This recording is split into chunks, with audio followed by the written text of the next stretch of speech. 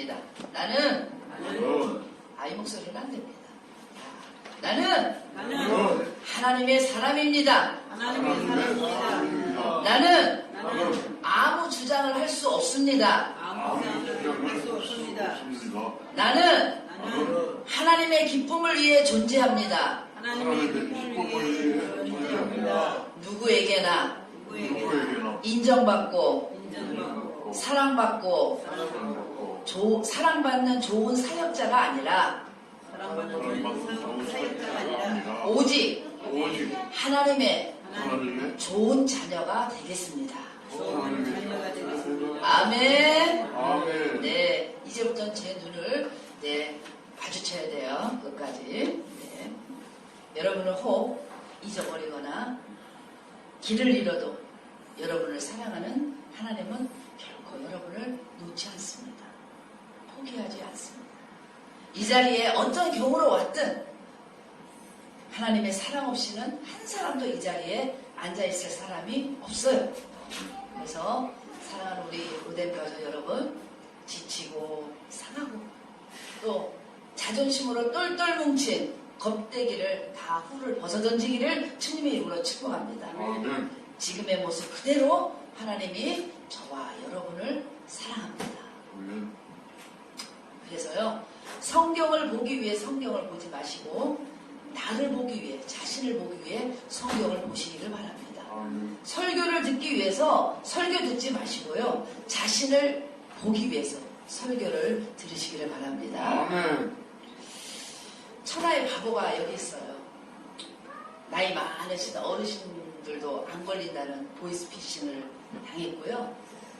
바보스러울 만치 사람을 잘 믿어서 배신도 당하고 사기도 당하고, 그래서 세상이 이렇구나, 사람이 이렇구나, 세상 남들이 다 겪는 흔한 여정을 겪는 거는 좀 씁쓸하지요. 그런데 제 안에 눈물로 흐르는 기도가 있어요. 하나님의 사랑이신 사람을 담는 제 마음의 그릇이 작아질 대로 작아졌다는 거예요. 그리고 예전에는 어떤 일이 있어도 그 애인 슬픔 때문에 주님의 십자가를 생각하면서 오직 하늘의 은혜로 살아왔는데 이제는 안 당해야지, 똑똑해야지, 그렇게 고집으로 점점 하나님이 주신 은혜가 희석되어 가는 것을 생각할 때마다 마음이 아픕니다. 여러분, 세상에서 잘 살기를 바라십니까? 포기하세요. 진심으로 예수님의 이름으로 축복합니다. 포기하세요. 세상은 영원히 저와 여러분이 원하는 것을 주지 않습니다. 세상이 주는 신락 같은 희망 속에 포기하고 피우고 그렇게 걷다 보면 결국은 이것이 아니구나 라는 허탈감만 남게 됩니다. 방향을 바꿔야죠. 그래서 저와 여러분이 그리스도인이 되어야 합니다. 하나님의 사람이 되어야 합니다. 하나님이 주시는 만나로 만족하고 아름다운 여러분에게 허락하신 일을 최선을 다해서 하고 하늘의 은혜로 채워지는 삶이야말로 축복받은 사람의 삶인 줄로 믿습니다. 여러분, 그리스도인이 되는 것을 추조하지 마십시오. 하나님께 맡기십시오. 초라하고 쓸데없는 인생이 누군가의 생명을 살리고 예수 그리스도의 영광이 여러분의 인생에 임할 것입니다. 감히 생각지도 못했던 행복이 무엇인지를 알게 될 겁니다. 할렐루야. 아멘. 그것만이 세상을 이기고 잘 사는 방법인 줄로 믿습니다. 본문의 내용은 우리가 잘 아는 내용이고요. 또 많이 들어본 설교입니다. 자주 말씀을 하고 자주 듣는다는 것은 그만큼 귀중하다는 의미이기 때문에 다시금 함께 은혜를 받았으면 좋겠습니다. 사람들은 자신의 약함을 자랑하지 않습니다. 오히려 약한 게 있으면 감추려고 하고요. 또 그 약한 것을 제거하려고 하죠. 그래서 오히려 약한 것보다는 강한 것을 자랑합니다. 어쩌면 좀 더 강해지기 위해서 일평생 몸부림칠 수도 있어요. 약점을 최소화하고 강점을 극대화하려고 애를 써요. 그래서 저도 가끔 기독 서적도 많이 읽지만 그렇지 않은 서적들도 많이 읽습니다. 자기관리나 처세술에 관한 책들은 대부분 강해지라는 거예요. 사람들 앞에서 자신의 약함을 자랑한다는 것은 세상에서 찾아볼 수가 없어요. 그런데 본문에 나오는 바울은 달랐습니다. 우리가 아는 것처럼 바울은 능력의 종이지요. 그가 이룬 업적은 아무도 넘볼 수가 없을 만큼 매우 두드러진 업적들입니다. 그런데 본문에서 바울은 자신의 약함을 자랑하고 있어요. 오늘 이 본문은 고린도후서 전체의 핵심을 말하고 있는데요. 고린도후서 1장부터 14절까지 일관된 주제가 흐르고 있어요. 그것이 뭐냐? 사도 바울은 자신의 약함을 자랑한다는 거예요. 바울이 쓴 서신서가 있습니다. 그 서신서 안에 보면 바울이 어떤 사람인지를 알 수 있죠. 바울은 이렇게 고백을 해요. 죄인 중에 내가 괴수라. 또 만삭되지 못하여 낫자라. 또 모든 성도 중에 지극히 작은 자보다 더 작은 자라고 고백하고 있습니다. 바울은 자신의 약점을 있는 그대로 소개하고 있습니다. 심지어는 자신이 사도라 칭함을 받기에는 자격이 전혀 없는 사람이다 라고 자신을 밝히고 있어요. 그런데 바울이 오늘 본문에처럼 자랑할 것이 내게는 한 가지 있는데 그것이 약함이라는 거예요. 그리고 자신의 약함 외에는 어떤 것도 자랑하지 않겠다고 바울은 이야기하고 있습니다. 당시 바울이 전도했던 이 고린도 지역의 문화는 힘의 문화입니다. 힘을 숭배합니다. 힘을 숭배하는 도시의 한가운데 살았던 이 바울이 세상의 논리와는 전혀 다른 약함을 토로하고 있어요. 요즘 세상도 마찬가지입니다. 어디든지 힘이 있어야 사람들에게 인정받고 힘이 있어야 모든 사람들이 다 그렇구나 라고 우러러보죠. 그런데 우리도 바울처럼 바울이 그 모든 것 아마 지금 현세로 얘기하면 모든 것을 다 갖춘 그런 사람일지라도 약함을 자랑하는 것처럼 우리에게도 약함이 있는 줄로 믿습니다. 그 약함을 자랑하시는 저와 여러분 되었으면 좋겠습니다. 바울은 하루아침에 이 진리를 깨달은 게 아니에요. 자신의 약함을 자랑하고 자신의 약함 속에 하나님의 능력이 머물러 있어서 약한 그때에 강하다는 진리를 그냥 깨달은 게 아니에요. 사도 바울은 굉장한 고통 속에서 씨름하며 하나님께 절규했습니다. 마치 예수님이 죽음 앞에서 겟세마네 동산에서 땀이 핏방울이 되도록 그렇게 간절한 기도와 흡사합니다. 바울이 고통 속에 몸부림치면서 이 진리를 발견했습니다. 그렇게 깨달은 진리를 바울은 오늘 본문을 통해서 우리와 나누고 싶어 합니다. 여러분, 머리로 들어서는 안 돼요.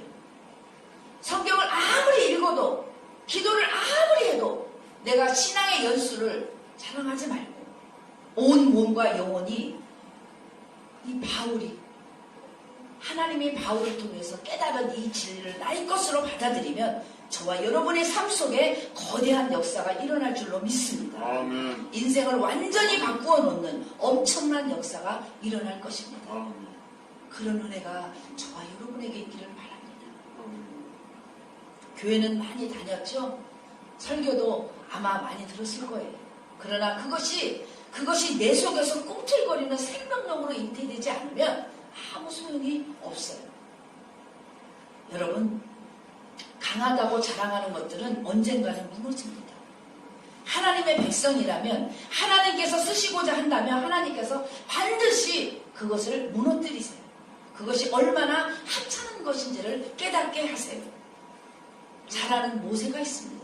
성경에 모세가 나오는데요. 모세는 공주의 아들이라 칭함을 받으며 최고를 누리며 모든 것을 가지고 있었을 때, 자신이 뭔가 할 수 있었을 때, 자신의 인생에 전성기가 왔다고 생각했을 때, 자신의 힘을 자랑할 때 혈기로 사람을 죽였습니다. 이로 인해서 모세는 역사의 뒤로 사라집니다. 그리고 그 자신의 강함 때문에 하나님의 훈련 속에 미디안 광야에서 40년간을 보내지. 베드로를 보세요. 12제자 중에 한 사람인 이 베드로가 예수님 앞에서 절대 저는 그럴 리가 없습니다 라고 장담하지만 그는 연약한 소녀 앞에서 3번씩이나 예수를 모른다고 부인하지 않습니까? 인간은 자랑할 것이 없어요. 한순간에 무너집니다. 얼마나 약한 존재인지를 하루하루 일어나는 문제와 사건 속에서 수없이 깨닫습니다. 여러분, 강하다고 생각하지 마세요. 오히려 약함을 자랑하는 여러분 되기를 바랍니다. 바울은 자신의 몸을 찌르는 가시 때문에 한없이 낮아졌어요. 육체의 가시가 상당한 고통이 있었을 거예요. 그래서 결정적인 순간마다 한없이 낮아지게 했어요. 그리고 이 고통이 사라지기를 바울은 하나님께 기도했어요. 근데 하나님이 오히려 그 고통 속에서 내 은혜가 내게 족하다라고 얘기하고 있죠. 여러분, 여러분이 가지고 있는 연약함을 제거해달라고 기도할 수는 있지만 하나님 편에서는 연약함을 제거하지 않는 것이 답이 될 수도 있어요. 약한 그때의 강함이라.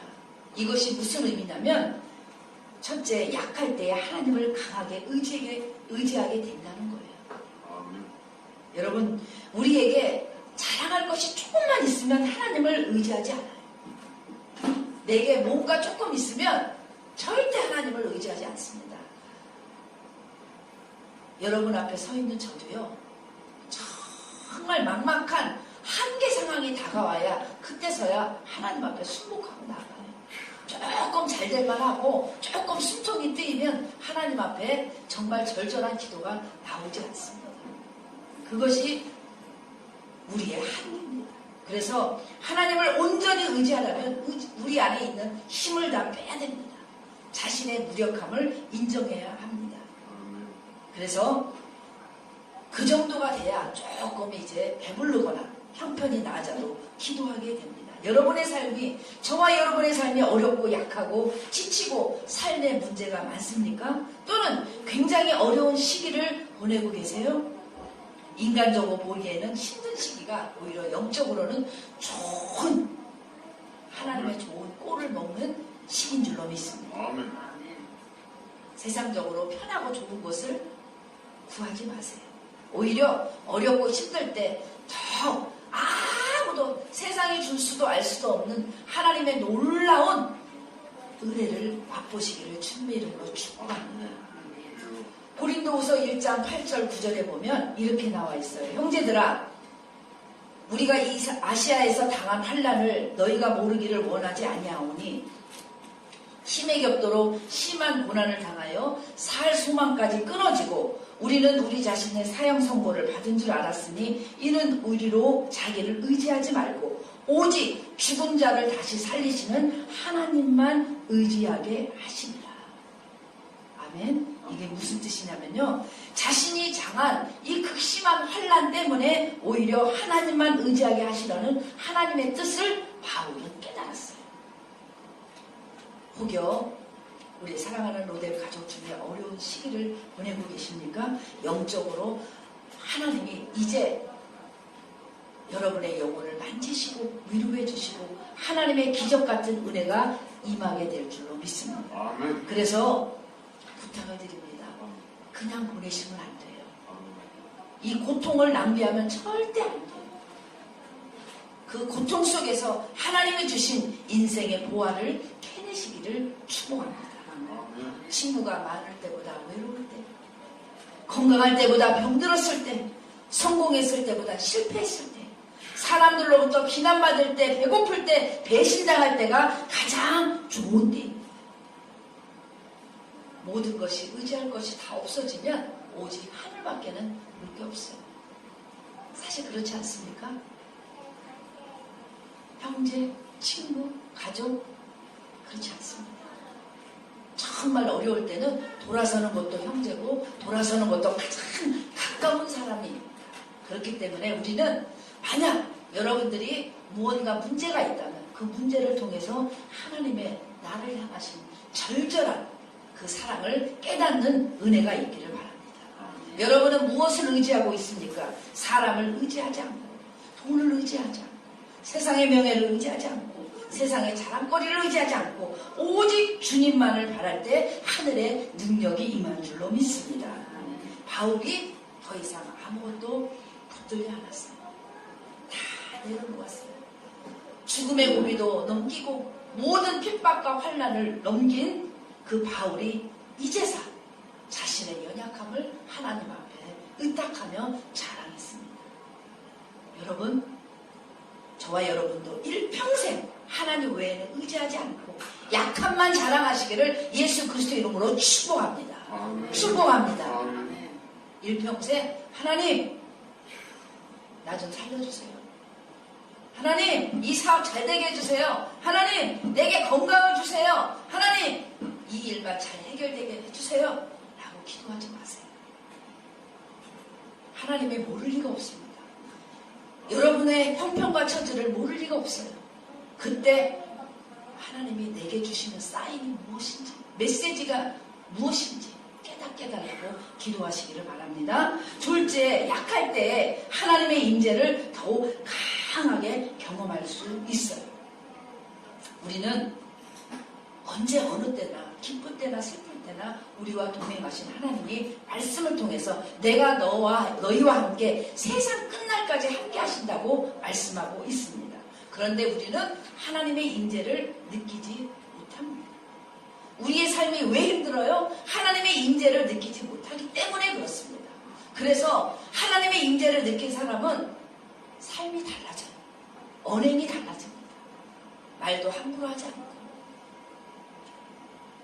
설령 그 사람이 내게 대목 같은 아픔을 심어준다 하더라도 그 사람을 위해서 기도할 줄 아는 사람이 하나님의 은혜를 체험한 사람인 줄로 믿습니다.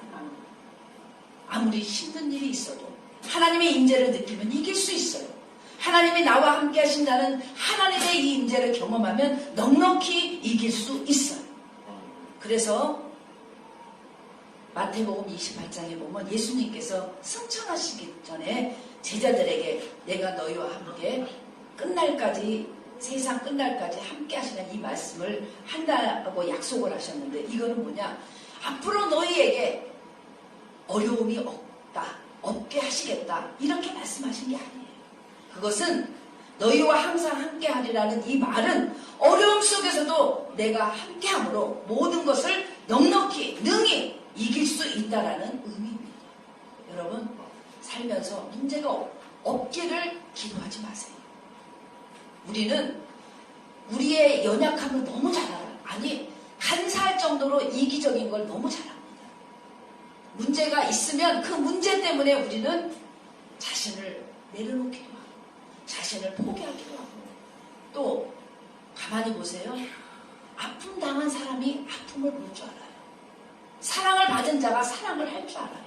그런데 정말 기고만장해서 본인의 힘으로 다 할 것 같다는 사람은 절대 다른 사람의 아픔을 이해하지 못합니다. 다른 사람의 삶을 전혀 이해하지 못해요. 우리는 사는 날 동안 때로는 힘들 수 있어요. 약할 수 있고 고통이 옵니다. 그런 속에서도 항상 나에게 은혜를 허락하시고 평안을 허락하시고 그런 속에서도 감사라고 하시고 하나님의 임재를 느끼시기를 주님의 이름으로 축복합니다. 아멘. 주님께서 나와 함께 하시는 것을 깊이 경험하며 사는 동안은 우리의 삶이 연약해지지 않아요. 아무리 어려워도 그걸 능히 이길 수 있어요. 환경에 굴하지 않아요. 왜냐? 하나님이 내 삶을 인도하고 계시니까. 사람의 수가 하나님의 능력을 나타내는 것이 아닙니다.